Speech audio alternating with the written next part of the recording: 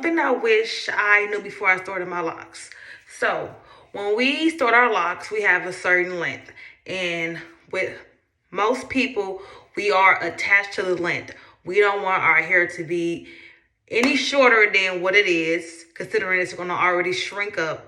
So we try to keep every piece of length that we can, even if it's damaged. That's exactly what I did.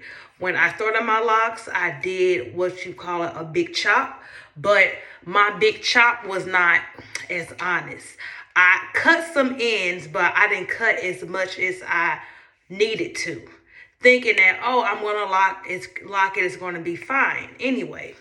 So once I did that, it growed out, but eventually that part that needed to be cut, once it actually matured into a lock, that part was very weak within my lock.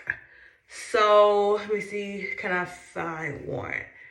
Most of them I already repaired, but basically the end. So as you can see, I have short ones, and that's because within that it was weak. It was already weak. So if I would have cut it, how most of my locks then grew strong and they're even all around, that's how the ones that broke should have grown if I would have cut the ends before I started, because it was dead hair anyway.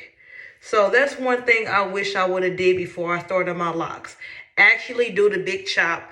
Actually have an even playing field of healthy hair that can grow and mature. So in the long run, I won't have to worry about no type of breakage or weak spots within my lock.